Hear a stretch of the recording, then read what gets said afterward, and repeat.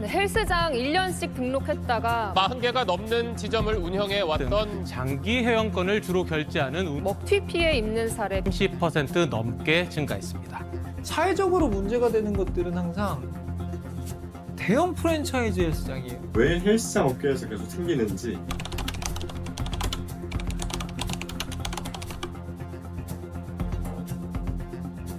네, 안녕하세요. 오늘 심과 함께 시간에는요, 피해를 받으신 분들이 많다 그래서 여기에 대해서 오늘은 방송을 준비해봤습니다. 회원권, PT권 환불받는 방법부터 나이가 사기를 당했다면 여기에 대해서 구제받는 방법, 나아가서는 본사에게 책임을 묻는 방법까지 알아보도록 하겠습니다.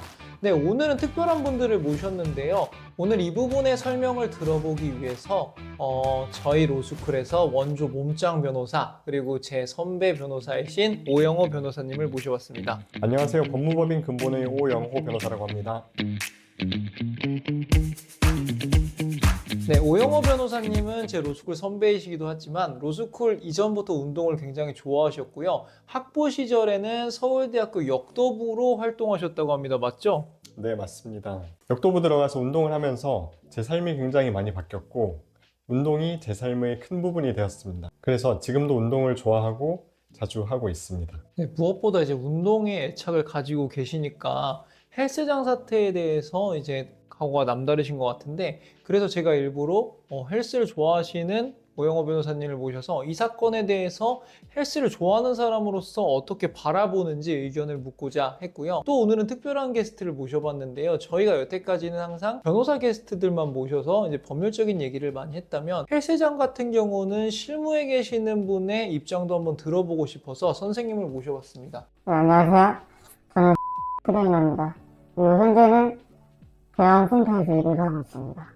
네, 오늘은 그러면은 그 헬스 전문 변호사와 헬스 트레이너를 모시고 헬스장 사태에 대해서 설명을 드리려고 하는데요. 간단히 얘기하면 그래요. 요즘 커뮤니티에도 많이 올라오고 제 지인들도 저한테 제보를 많이 해주셨는데요. 어느 날 잘 다니던 헬스장이 리모델링을 한다 이러면서 영업 중단 공지를 하고요. 그 다음에 영업 중단 기간이 끝나서 가보려고 했더니 간판이 교체되어 있는 거예요. 그래서 간판이 교체되어 있어서 이게 어떻게 된 일이라 물어보면은 이제 사장님이 바뀌어 있는 거죠. 그래서 사장님이 이전에 뭐 회원권이나 PT권이나 여기에 대해서 나는 잘 모르겠다 이렇게 얘기를 하는 거죠. 그러면 회원권을 샀거나 PT를 끊었던 고객 입장에서는 자기가 부었던 돈이 날아가는 거고요. 트레이너들 입장에서는 일하던 업장이 없어지는 겁니다. 근데 만약에 거기서 뭐 임금이 밀렸다든지 퇴직금을 못 받았든지 그러면 트레이너분들도 손해를 볼 수밖에 없겠죠. 그래서 이러한 부분들이 패턴이 반복되는 것 같아서 여기에 대해서 변호사님과 트레이너 선생님한테 의견을 구하려고 모셔봤습니다. 네, 제가 최근에 먹튀 논란으로 문제가 된 한 지점의 사례를 리서치를 하다가 발견을 하게 됐는데요. 그 지점은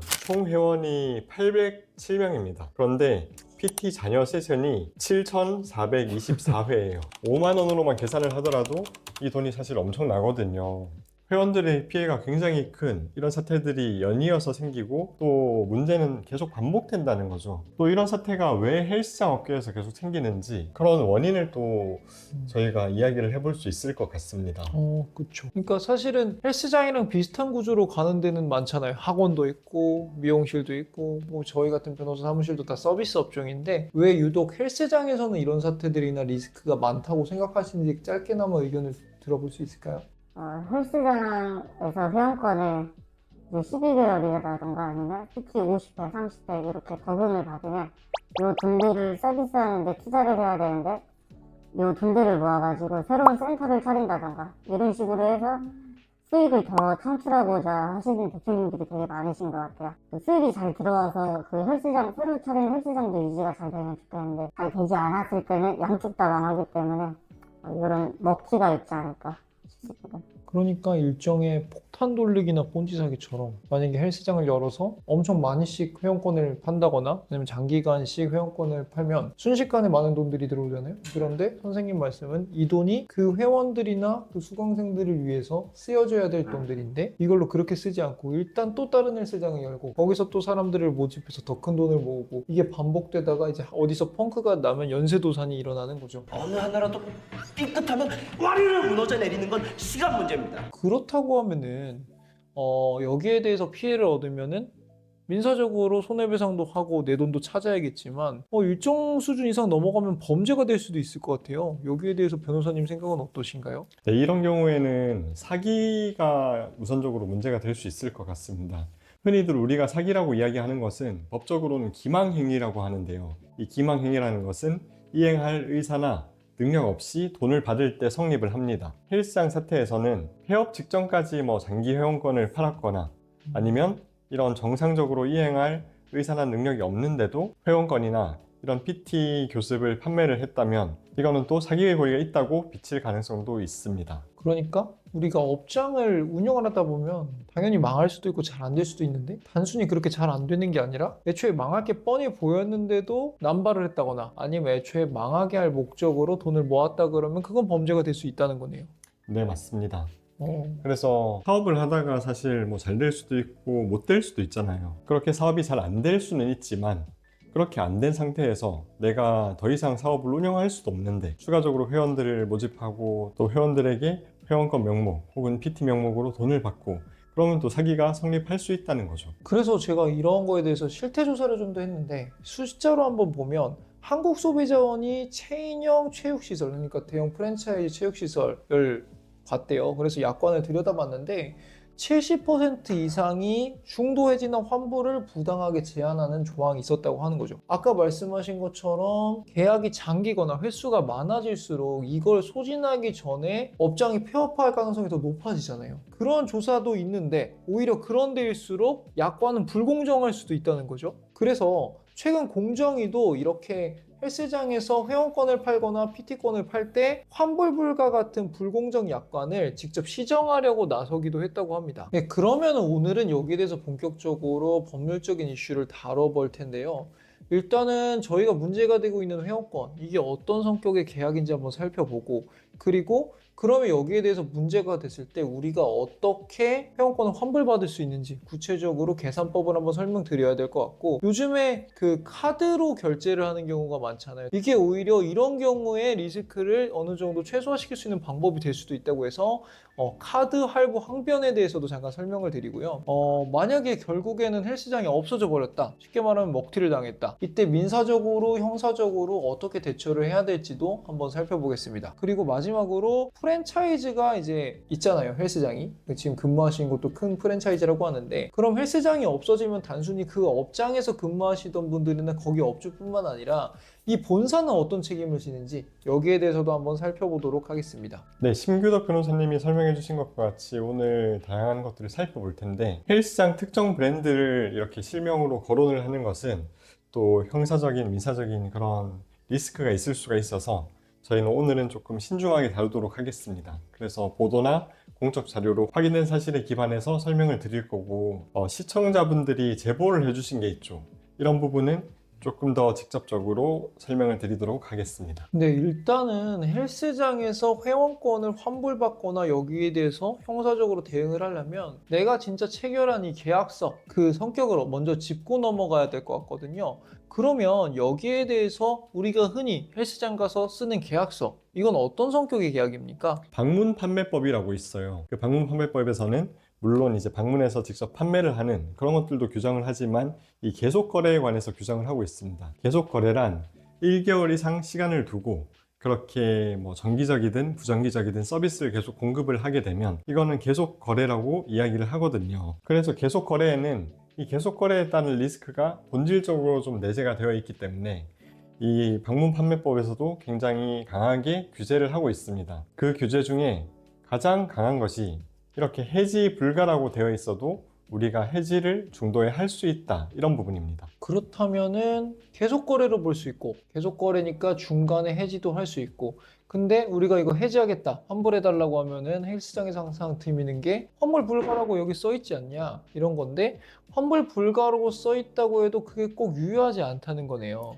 네, 그렇게 환불 불가라고 써 있다고 해도 중도 해지를 하는 것은 소비자의 당연한 권리로 방문 판매법에서 규정을 하고 있기 때문에 이 부분에 대해서는 걱정을 안 하셔도 괜찮습니다. 되게 듣던 중 반가운 소리인데요. 그러면 만약에 이거 계속 거래니까 난 중간에 환불하겠다라고 얘기를 하면 그 다음에 이제 실갱이가 시작되는 게 내 기준에서는 이 정도 돈 환불받아야 될 것 같은데 또 업장 입장에서는 너가 이렇게 썼으니까 우리는 이 정도만 환불해줘. 내지는 이렇게 계산하면 우리가 너한테 줘야 될 돈 없어. 이렇게 하는 경우도 많거든요. 그러면은 변호사님이 설명해 주시기에 어떤 방법으로 이걸 계산을 해야 가장 합리적이고 법에도 어긋나지 않는 환불 금액인가요? 첫 번째로 이 위약금을 얼마나 내야 되냐, 이 부분에 대해서 이야기를 해볼 수 있을 것 같습니다. 이용 전에 해지를 하는 것이냐, 그럴 때는 이 총액의 10% 범위에서 위약금이 인정될 수가 있습니다. 이용 중에 해지가 되는 경우도 있을 수가 있습니다. 내가 사용한 기간이나 이런 PT 횟수 같은 것들을 정산을 하고 남는 금액의 10%에서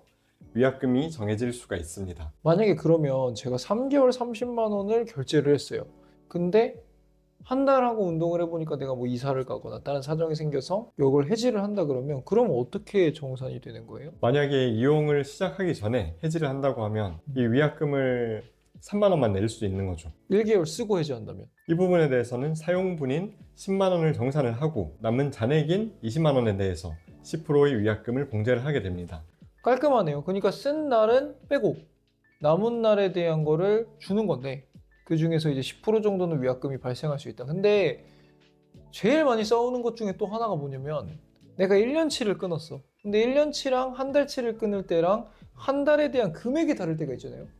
1년이니까 훨씬 싼데 근데 1년을 끊었는데 3개월만 다니고 나 이제 그만둬. 그럼 내가 결제한 금액의 9개월치, 그러니까 한 4분의 3 정도를 돌려받을 수 있을 줄 알았는데 업주는 아니야, 그거는 프로모션이었고 너가 쓴 3개월은 원래 한 달씩 계산을 해야 돼. 그렇게 3개월을 빼면 너가 받아갈 수 있는 돈은 없어. 이렇게 말할 때도 많다는 거죠. 이거는 맞는 설명입니까?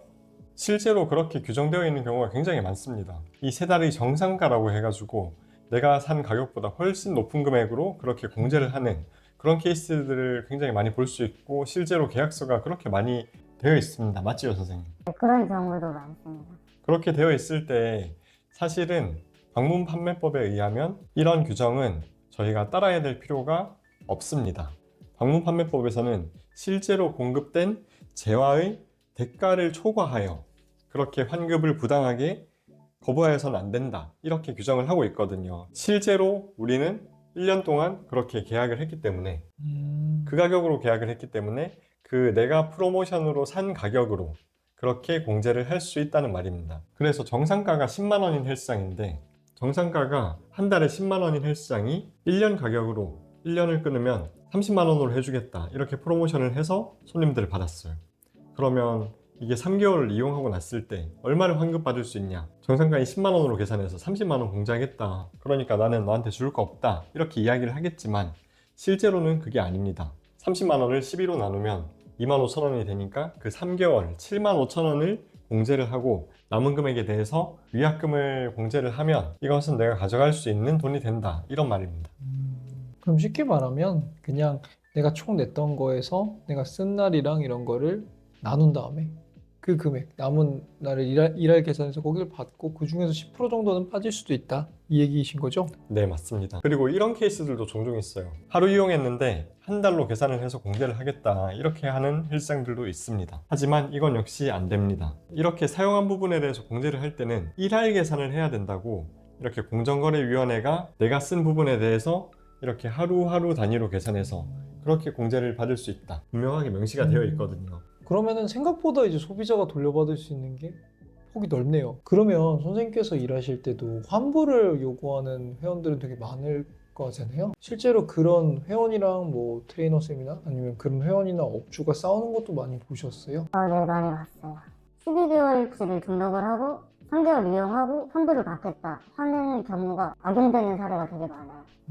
어떻게 해요? 예를 들어서 내가 3개월만 이용을 할 수 있는 상황인데 한 달이 10만 원이고 세 달이 15만 원이고 이제 12개월이 30만 원이다 라고 가정을 할 때 나는 15만 원을 내고 헬스장을 다니면 손해이기 때문에 12개월치를 끊고 이제 세 달만 다니고 7만 5천 원만 사용하는 그런 회원님들이 많아질 수 있다는 얘기죠. 그리고 나머지는 다 환불해달라고 그러고. 그렇게 악용될 수도 있겠네요. 그런 악용 사례가 있기 때문에 1일 계산을 하는 헬스장도 있는데 15번만 와도 요거를 다 소진을 해버려. 30만 원치를. 그래서 위약금이 없다라고 말하는 경우가 있긴 합니다. 이거를 아까 전에 제가 말씀드린 걸로 이렇게 이해를 하면 결국에는 그런 위약금 규정은 조금 이제 법에는 안 맞을 수도 있다. 그래서 실질적으로 그렇게 할 수도 있지만 법에는 잘 안 맞을 수도 있다. 이렇게 말씀을 드릴 수도 있을 것 같아요. 그러니까 서로 뭔가 논리를 계속 만들어가면서 소비자는 더 많은 금액을 환불받고 싶어하고 업주 쪽에서는 적은 금액을 환불해 주려고 하고 당연한 이치인데, 근데 법적인 얘기를 하면은 오영훈 선생님이 아까 설명한 것처럼 일할로 계산해서 주는 게 지금은 맞는 거다. 공정위 해석이 그렇다. 네, 이런 맞습니다. 얘기신 것 같고요. 그러면 아까 말한 것처럼 소비자가 억울하지 않게 자기가 환불받아야 할 금액을 계산을 했어. 근데 당연히 아까 말한 것처럼 업주는 그렇게 안 주려고 하잖아요. 그러면 결국 여기에 대해서 뭐 소송으로 가야 될 건데, 그럼 그 소송에서 나한테 유리한 쪽으로 가려면 어떠한 증거 같은 걸 확보하는 게 중요할까요? 네, 첫 번째는 우선 이런 서류들을 잘 모아 놓는 겁니다. 이렇게 계약서를 쓰거나 하면 계약서나 뭐 약관 뭐 이런 것들을 받게 되거든요. 그런 것들을 버리지 마시고 웬만하면 소통 과정을 통화로 하지 말고 이렇게 문자나 이메일 같은 것들로 이렇게 소통을 하시면 조금 더 증거를 남기기가 쉽다, 이렇게 말씀을 드릴 수 있을 것 같습니다. 그리고 해지 의사가 있는 경우에는 내용 증명으로 빠르게 통지하시는 게 좋습니다. 이 내용 증명이라고 하면 굉장히 좀 어렵게 느껴지실 분들이 있을 텐데, 이게 내용 증명은 편지라고 생각하시면 편해요. 그래서 이 편지를 우체국에 가서 보내는데 세 통을 프린트를 해서 가야 됩니다. 이 세 통을 프린트를 해서 가서 한 개는 내가 가지고, 한 개는 상대방한테 보내고, 한 개는 우체국에서 이렇게 언제 보냈다는 것을 증명하기 위해서 보관을 하고 있습니다. 그래서 이게 내용 증명이거든요. 그래서 이렇게 내용 증명을 보내놓으면 내가 언제 이 사람한테 무엇을 보냈다는 게 법적으로 명확해집니다. 그래서 나중에 뭐 소송을 제기를 하거나 법적 분쟁이 발생했을 때도 조금 더 쉽게 입증을 할 수 있는 거죠. 근데 만약에 내용 증명을 보냈는데 또 상대방이 그냥 무시하고 환불도 안 해주고 그러면 어떻게 해야 되나요? 네, 그런 경우에는 1372 소비자 상담센터가 있습니다. 그리고 그런 부분에 접수를 하고 지자체에다가 신고를 하는 경우들도 있고, 또 공정위에 민원을 제기를 할 수도 있습니다. 그래서 서면으로 이렇게 기록을 쌓아두면 나중에 형사 민사 절차를 밟게 되더라도 큰 힘이 될 수 있습니다. 맞아요. 그래서 그런 방법들로, 그러니까 변호사를 찾아오는 사람들도 사실은 억울하시겠죠. 억울하시니까 찾아왔을 텐데, 제가 도와주려면 유리한 증거들이 있어야 되는데 그런 것들을 처음부터 변호사가 도와줄 수는 없으니까 스스로 이렇게 미리 만들어 놓고 나중에 소송으로 가더라도 가라는 얘기신 것 같고요. 근데 요즘에는 또 어떤 얘기들이 있냐면은 이런 게 걱정되면 그냥 카드로 거래를 하는데 카드로 할부로 사라, 이렇게 얘기를 많이 하는데, 흔히 말하는 카드 할부 항변, 이건 어떤 건가요? 카드 할부 항변이라고 하는 것은 일시불이 아니라 이렇게 할부로 해서 수개월로 해서 결제를 했을 때 중간에 법정 사유와 요건이 있는 경우에는 카드사에 내가 요청을 할 수 있는 겁니다. 이 카드 대금 주는 것을 중단을 해라.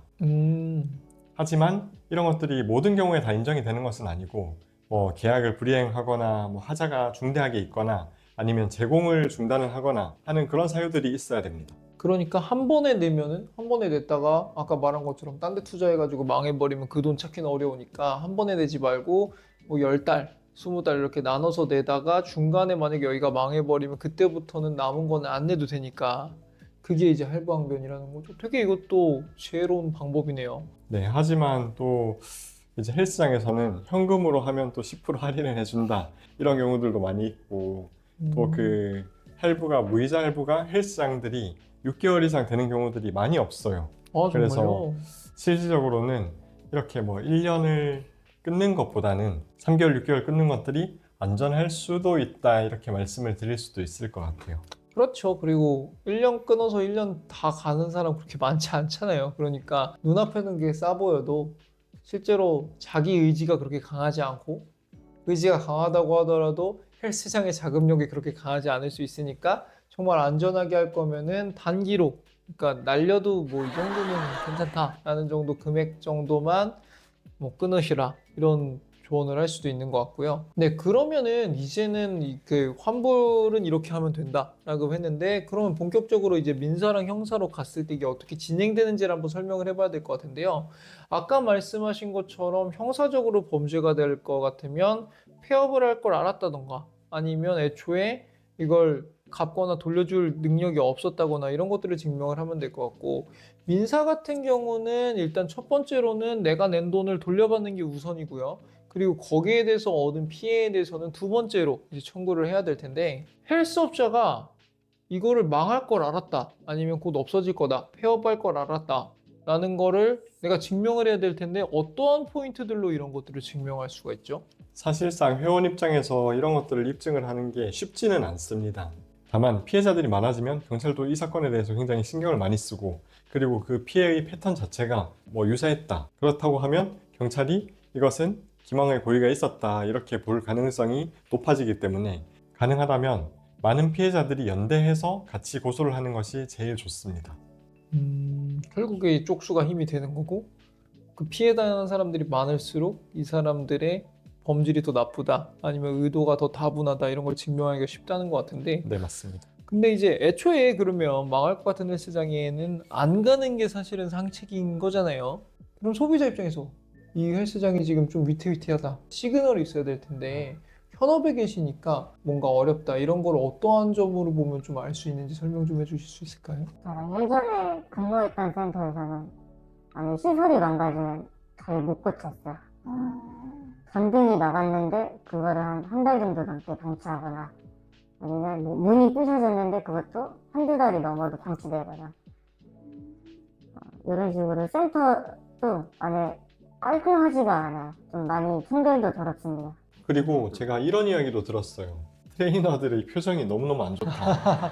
그러면 사실 돈을 못 받았는데 표정이 좋을 리가 없잖아요. 그래서 그런 걸로 또 판별을 할 수 있다, 이런 이야기를 또 유튜브에서 저는 봤거든요. 그렇죠. 저도 다 겪어본 것 같아요. 그러니까 어느 날 고장이 났는데 안 고쳐주고, 그리고 트레이너분들도 한 명씩 없어지세요. 그리고 새로운 트레이너분들이 오는데 예전보다는 좀 전문성이 덜 느껴지는, 아니다 다를까 몇 달 있다 보니까 이제 트레이너분이 절 찾아오세요.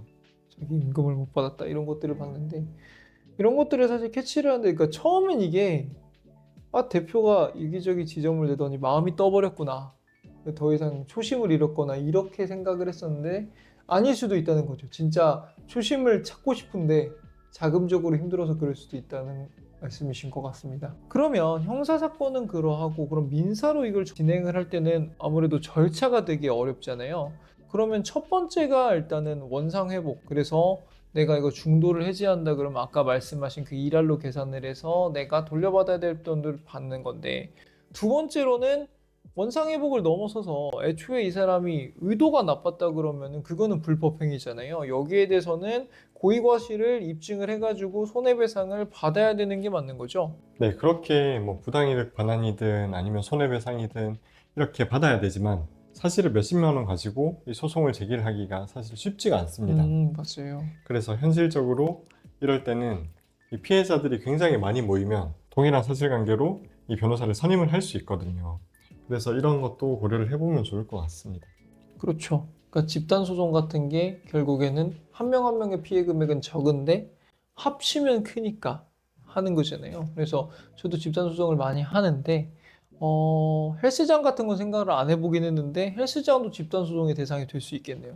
사회적으로 문제가 되는 것들은 항상 대형 프랜차이즈 헬스장이에요. 워낙 큰 프랜차이즈니까 어느 정도 퀄리티 보장이 된다고 생각을 했어요.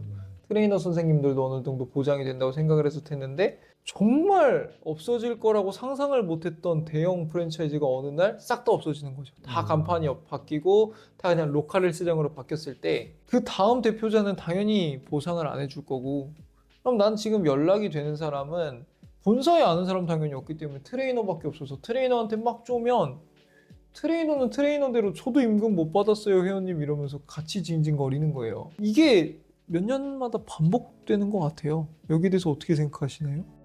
지점들이 되게 많다 보니까 안 되는 지점들이 진짜 많아요. 그래서 잘 되는 지점에서 안 되는 지점을 약간 빵꾸 때우듯이 그쪽 매출을 계속 메꿉니다. 그러다 보니까 여기 계속 반복되다 보니까 헬스장이 좀 망하지 않나 생각이 듭니다. 그러면은 애초부터 좀 상권 분석을 잘해서 들어갔어야 되는데 문어발식으로 여기저기 하다 보니까 잘 되던 프랜차이즈도 결국에는 잘 안 되는 지점 몇 개 때문에 망할 수밖에 없다. 경우에 따라서는 애초에 마음 먹고 이러는 경우도 있다고 들었어요. 애초에 이렇게 많은 것들을, 많은 지점들을 내는 이유가 크게 한탕 해먹으려고, 이런 의심에서 자유로울 수가 없다고 들었는데, 만약에 본사가 여기에 대해서 책임을 지려면 어떤 점들이 증명돼야 될까요? 사실은 로열티를 받았다는 것만으로 이게 사기 공범이다, 방조범이다 이렇게 보기는 또 어려울 수도 있어요. 그 지점의 문제일 수도 있기 때문에. 하지만 본사가 그 지점이 폐업이 임박했음에도 불구하고 그렇게 대량으로 회원을 모집하고 이런 것들을 알고도 방조를 했거나 묵인을 했거나 아니면 조장을 했거나 한다고 하면 이것은 또 본사의 대표자한테 책임을 물을 수도 있을 것 같습니다. 그러니까 그냥 무조건 내 이름을 쓰고 있는 헬스장이 망했다고 해서 대표자가 책임을 지진 않는데, 이 부분에 대해서 충분한 책임을 다하지 않았거나 아니면 애초에 이러려고 프랜차이즈를 키운 거라면 책임을 질 수도 있다는 거죠. 네, 맞습니다. 선생님께서도 일하시는데도 굉장히 대형 프랜차이즈인데 요즘 좀 이런 얘기 저런 얘기가 많이 들려온다고 들었는데, 선생님은 혹시 여기서 일하시면서 겪으신 피해나 이런 것들이 있으신가요? 여기 입사를 하고 나서 월급이 계속 밀렸어요. 한 달씩 밀린 건 아니고 며칠씩 조금씩 밀리다가 월급 날짜가 원래 10일이었다가 15일로 됐다가 15일날 월급 날짜로 지정해놨다가 월급은 한 또 18일날 들어왔다가 근데 여기 또 반복되다가 월급이 20날로 바뀌었다가 이런 식으로 점점 밀려요. 제일 큰 문제는 그러다가 이제 내가 회사를 그만둘 때 퇴직금을 받아야 되는데 퇴직금은 거의 못 받으시는 분들이 많다고 들었어요. 퇴직금을 보장받지 못할 것 같아서 지금 그만두시는 분들도 조금씩 생겨나고 있어요. 다른 센터를 찾는 분들도 많고. 그럼 퇴직금을 못 받았을 때는 어떻게 해야 되나요? 퇴직금을 못 받은 거는 임금을 못 받은 거랑 똑같아요. 퇴직금도 임금의 성격이기 때문에 일단은 근로기준법 위반이고요. 그럼 노동청에 가서 진정을 먼저 하는 거고요. 두 번째로는 이것 자체도 어쨌든 범죄이기 때문에 형사적으로 고소도 할 수 있는 거고, 민사적으로는 반환 청구를 해야겠죠. 이제 거기서 좀 더 나아간다 이러면 이 업주의 계좌를 압류하고, 더 나아가면 헬스 기구를 압류할 수도 있고요. 그런 식으로 해서 업주가 나의 돈을 빨리 줄 수밖에 없게 우선순위를 높여야 되는 거죠. 왜냐하면 나랑 비슷하게 돈을 못 받고 있는 사람들이 많으니까 그 중에 너가 돈이 지금 조금이라도 있다면 내 거 먼저 주게 만들어야 내 걸 먼저 찾는 거잖아요. 그래서 저도 만약에 이런 걸로 찾아오시는 분들이 요즘 덜어 있는데, 그러면 이런 방법으로 우선순위를 높여서 이분의 퇴직금을 먼저 찾아드립니다. 네, 그럼 이제 점점 끝을 향해 달려가고 있는데요. 결국에는 그래도 사기당하기 싫다고 운동을 안 할 수는 없는 거고, 그렇다고 집에서 운동하기도 쉽지 않고, 그럼 결국 우리는 헬스장을 다녀야 되는 거잖아요. 근데 헬스장을 다녔는데 옛날에는 헬스장을 다닐 때 좋은 트레이너 선수 소개시켜주세요, 아니면 좋은 기구 쓰는데 알려주세요 라고 했는데, 이제는 안 망할 것 같은 헬스장, 내 돈을 안 떼먹을 것 같은 헬스장, 이런 걸 찾아야 되는데, 현업에 오래 계셨으니까 만약에 제가 헬스장을 다닌다 그러면 이러이러한 헬스장은 좀 피하시고 이러이러한 헬스장을 좀 위주로 보세요, 이렇게 추천해 주실 만한 여러 항목들이 있으신가요? 인사 잘하고 청소 잘하고, 그리고 관리직들도 계속 이 센터 관리하면서 얼굴 비추는 것이 좀 좋은 센터라고 생각을 합니다. 기본이 중요하네요. 네, 기본. 그 예전에는 이런 것들이 다 그냥 애티튜드라고 생각하고 서비스라고 생각했는데, 지금 선생님 말씀 들어보니까 이게 그 헬스장의 자금 상태를 보여주는 시그널일 수도 있는 거잖아요. 그래서 저도 그런 얘기를 들었어요. 오래 같이 일한 트레이너들이 많은 헬스장을 가라. 그러니까 그 헬스장에만 5년, 10년 있는 그런 데를 많이 가고 오래 다니는 회원이 많은 곳을 가지, 막 새로운 회원이나 아니면 이제 막 시작하는 트레이너들이 많은 데는 물론 좋을 수도 있겠지만 그만큼 검증이 안 된 경우도 많다. 오늘은 이제 헬스 업계의 전문가이신 선생님이랑 헬스의 전문가이신 몸짱 변호사 오영호 변호사님이랑 함께 했는데요. 오늘 같이 방송을 하시면서 느끼셨던 거 한 줄로 조금 말씀을 해주시겠어요? 헬스장 계약을 중도 해지하고 환불을 받을 때는 그 헬스장이 정한 정상 가격을 기준으로 하는 게 아니라 내가 지급한 그 계약 금액을 기준으로 해야 한다는 점을 꼭 기억하시면 좋겠습니다. 헬스장 먹튀 사건이 많아도 여러분들은 운동 열심히 잘 하시고 내 몸만 잘 지키면 됩니다. 오늘은 두 전문가들을 모시고 방송을 했는데요. 헬스장을 가는 모든 사람들은 좋은 의도로 가는 거잖아요. 건강을 찾으려고, 예뻐지려고, 내지는 뭐 돈을 벌려고, 아니면은 많은 분들 건강을 찾아주려고 하는 건데, 운영진들이 조금 도덕적으로 해이하거나 아니면은 무능력하거나 무책임해서 많은 분들한테 상처로 남지 않았으면 좋겠습니다. 네. 오늘 찾아주신 두 전문가분들 감사하고요. 저희 심과 함께는 다음에 좀 더 따끈따끈한 소재로 찾아뵙겠습니다. 감사합니다.